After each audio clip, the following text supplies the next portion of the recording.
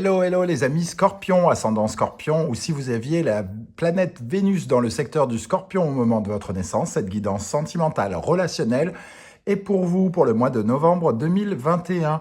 Je dis bien relationnel car ça peut concerner également les amitiés, les rapports avec les autres d'une façon plus générale, surtout si vous êtes célibataire et que vous avez envie de le rester par exemple. Ou pour ceux qui peut-être sont en couple et sont plus intéressés par leur relation avec les autres. Je rappelle que c'est un tirage général qui ne peut pas parler à tous les scorpions de la même façon, donc prenez les informations qui vibrent avec ce que vous vivez, n'hésitez pas à faire une lecture intuitive en prenant les énergies qui vous intéressent et en les faisant vôtres, en vous adaptant à elles ou en les adaptant à vous. Si toutefois vous vouliez des messages complémentaires, je vous invite à regarder les vidéos de votre signe ascendant et de votre signe vénusien si vous le connaissez. Je me permets de mettre les liens de toutes les guidances que j'ai fait pour le mois de novembre en dessous en barre d'infos, ainsi que mon adresse mail pour ceux qui désiraient avoir des renseignements pour les tirages personnalisés.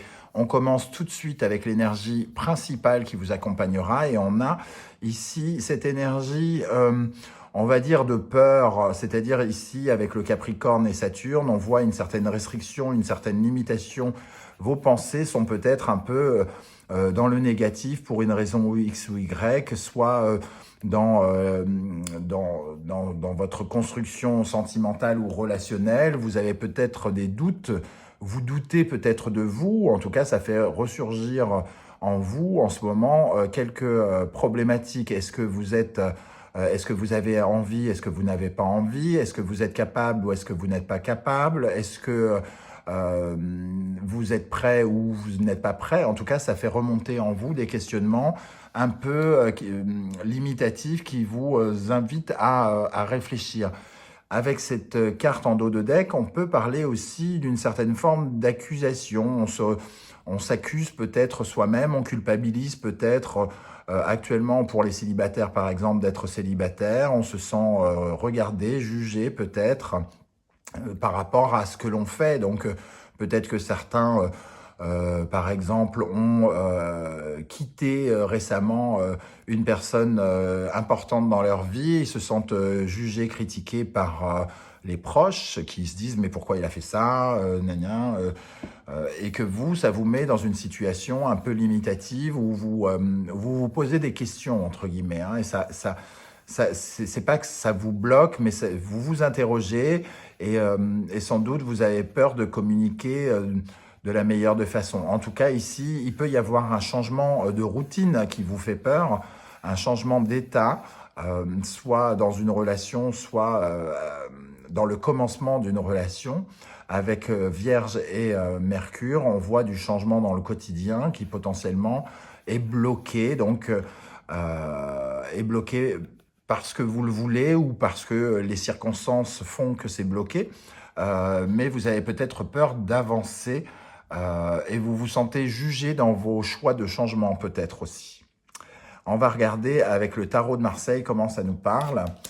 Nous avons le monde et en dos de deck, le mât. Vous constaterez tout de suite que nous avons la carte numéro, l'arcane numéro 21 et l'arcane numéro 22 qui est aussi l'arcane numéro 0, c'est-à-dire les deux dernières cartes du tarot de Marseille.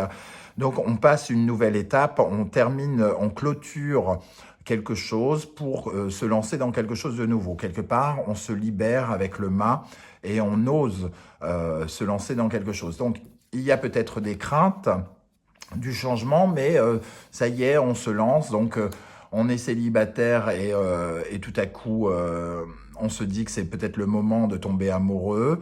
En tout cas, on se sent prêt vraisemblablement, même s'il reste quelques frayeurs. Ou alors, si vous êtes en couple, vous avez quelques frayeurs concernant un changement et vous allez passer une étape importante avec votre compagne ou votre compagnon, par exemple. En tout cas, ici, on est vraiment à la fin de quelque chose, vraisemblablement pour le début de quelque chose. On va voir si ça vibre avec le reste du tirage. Avec l'impératrice, entre guillemets, on voit dans votre état d'esprit que vous avez une certaine forme de séduction, de charisme, d'attrait. Ici, la carte de l'impératrice dans le secteur relationnel amoureux, c'est quand même celle qui attire les regards, celle qui attire les conversations, celle de qui on parle, celle qui a envie d'exprimer, qui s'exprime, qui exprime ses besoins, ses envies, et qui joue de ses charmes, hein, tout simplement. Donc, plutôt intéressant dans un domaine sentimental et relationnel, puisque tout à coup, les regards sont tournés vers cette impératrice fertile, qui veut créer de l'abondance, qui veut créer quelque chose dans sa vie. Donc pour les célibataires, une envie de séduire, une envie de charmer. Pour les couples peut-être de plus longue date, une envie en tout cas de rendre fertile ce que l'on a construit et d'imaginer la suite, c'est-à-dire de donner des idées, d'apporter de nouveaux projets peut-être pour le couple. Au sein du couple, ça peut être des projets de s'installer ensemble, de changer quelque chose d'important, de passer une étape, donc d'habiter ensemble, de vivre ensemble, de se marier, de passer un cap supplémentaire dans la relation que vous entretenez avec votre autre. Justement, votre autre qui se trouve ici, qu'est-ce qu'il y a en face de vous, donc qui peut correspondre à votre autre, mais aussi à ce qui vient vers vous. Nous avons l'énergie de l'étoile et du magicien qui nous parle effectivement potentiellement de véritablement quelque chose de nouveau ici. Donc la naissance de quelque chose de nouveau, un nouveau projet avec son autre, consolider quelque chose en créant quelque chose de nouveau. Un nouveau départ. Pour les célibataires, ça peut être tout à fait une nouvelle rencontre ici, parce qu'il y a quelque chose qui nous met sur notre propre route et quelque chose qui débute de la meilleure des façons avec l'étoile et le magicien. Il peut donc y avoir une jolie rencontre pour ceux qui sont seuls. Ça peut être évidemment une nouvelle rencontre amicale ou importante dans le domaine professionnel, puisqu'on parle aussi de relationnel. Qu'est-ce qu'on a sur l'étoile et le magicien ici? Qu'est-ce qu'on a sur l'étoile et le magicien ici? Le 4 de coupe, il y a la naissance de quelque chose qui comble une certaine frustration, donc qui vient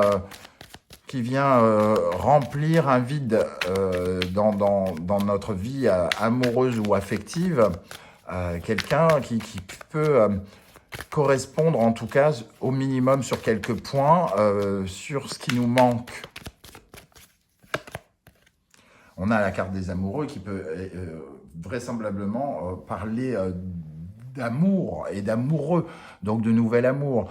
Avec le 5 de coupe, quand même, on nous dit qu'il peut y avoir un sentiment...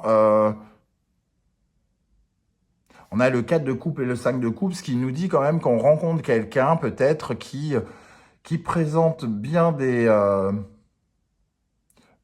avantages, bien des intérêts. On ne dit pas des avantages concernant quelqu'un, mais qui correspond sur pas mal de facettes à ce que l'on peut chercher, mais peut-être qu'il y a quelque chose qui manque ou nous, on manque de confiance par rapport à cette rencontre, par rapport à ce nouveau démarrage. On a quelques frayeurs qui font qu'on est un peu en manque de confiance en nous et qui fait qu'on se sent... qu'on a besoin de réconfort, d'amour sans doute particulièrement, et ici il est possible qu'on l'attire. Les énergies qui en découlent, le jugement et le diable.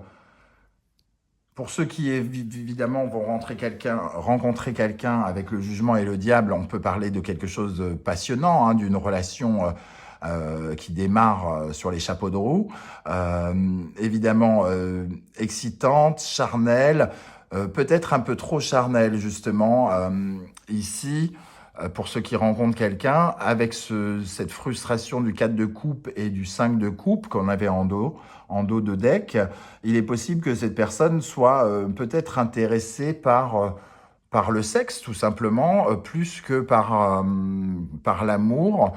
Et vous allez ressentir assez rapidement ici parce qu'il y a quelque chose de très, très, très, très attirant, très charnel entre vous. On a quand même l'impératrice et le diable qui nous parlent de deux personnages charismatiques, séduisants, qui jouent de leur charme. Donc tout à coup, il y a quelque chose de qui, qui s'attrape, qui se chope, mais qui manque peut-être un petit peu de sentiment dans un premier temps, en tout cas. Et pour ceux qui se lancent dans un nouveau projet en couple, ici, il y a quelque chose de véritablement passionnant, en tout cas. Un projet passionnant qu'on a envie de mettre en place ensemble, parce qu'il faut combler quelque chose, il faut combler peut-être un vide, un sentiment de manque d'amour. Donc par exemple, le projet dont je parlais tout à l'heure d'habiter ensemble, on sent que si l'on reste chacun chez soi, il nous manque forcément quelque chose avec le cadre de couple et que l'on veut remédier à cela en créant une aventure passionnante entre nous. Qu'est-ce qu'on a avec le jugement et le diable pour les scorpions en novembre 2021 ? Avec le diable, le jugement et le diable, pardon. Le 8 de Pentacle.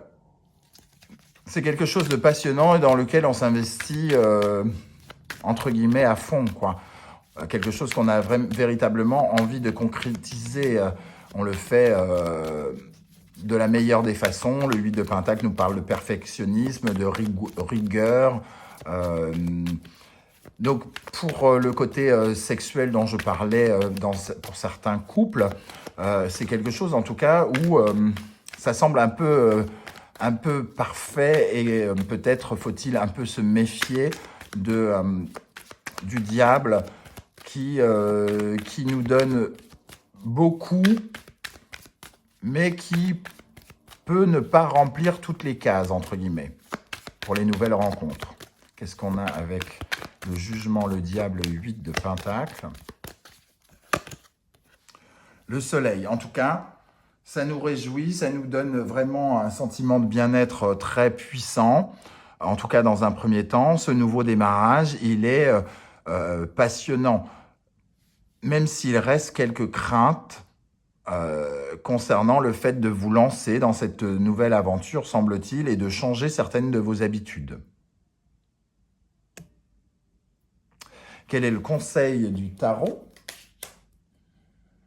Avec Tempérance, le conseil du tarot, évidemment, la tempérance nous parle de modération, d'équilibre, de renouvellement aussi.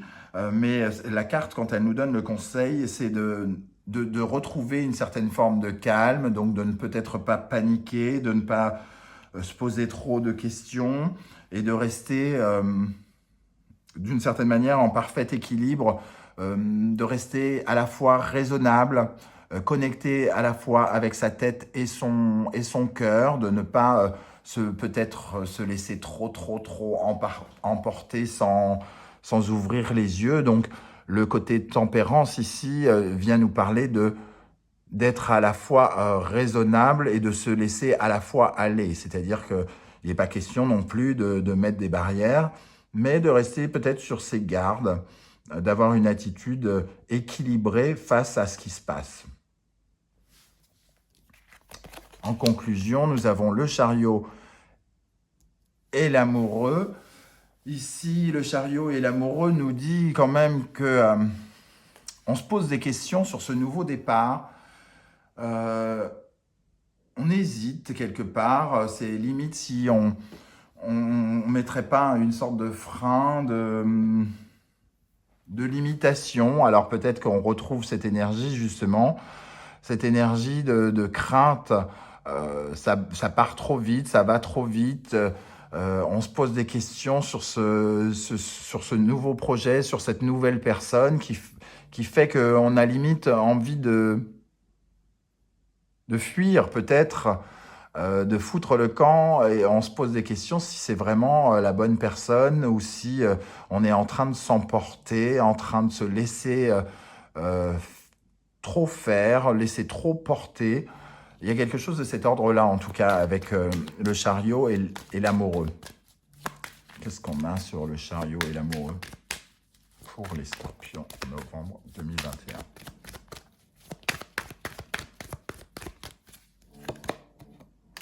Le fou qui confirme ici que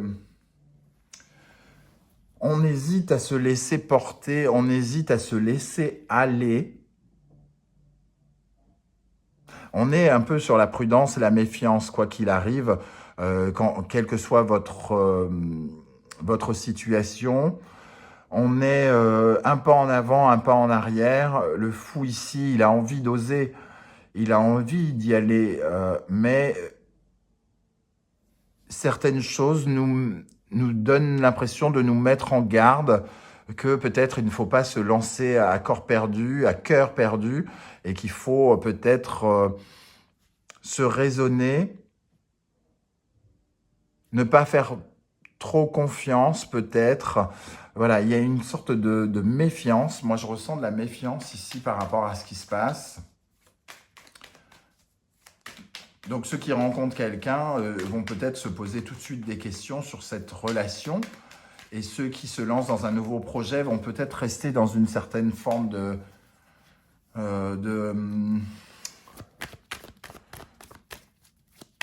Ils vont pas savoir s'il faut oser ou pas. Ça se propose, le changement est là, mais tout à coup, on ne sait pas si on plonge directement dans le changement ou si on n'y va pas, si on revient en arrière. C'est un peu ça que je ressens. Qu'est-ce qu'on a avec le chariot, l'amoureux et le fou? Le 6 de Pentacle et le 6 d'épée ici, on est vraiment dans le... les interrogations sont vraiment dans le...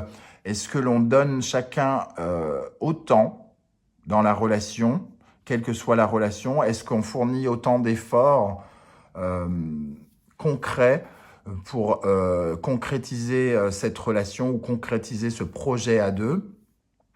On se pose des questions s'il ne faut pas tourner le dos à ce projet, tourner le dos à cette personne et savoir s'il ne faut pas passer à une autre étape, une étape de transition. Est-ce que cette personne est bel et bien celle qu'il nous faut ou pas? Voilà en tout cas comment je ressens ce tirage, les amis Scorpions. Je ne sais pas comment ça va vibrer avec ce que vous vivez, donc n'hésitez pas à me laisser des commentaires. Je serai heureux de vous lire et de vous répondre. Et si vous avez aimé ce tirage, n'hésitez pas à liker, à vous abonner ou à partager sur vos réseaux sociaux. On se retrouve très très bientôt avec de nouvelles guidances. Je vais essayer de commencer très très bientôt les guidances du premier semestre 2022 pour chaque signe. J'espère vous retrouver en tout cas très très bientôt pour de nouvelles aventures. À très vite. Ciao, ciao.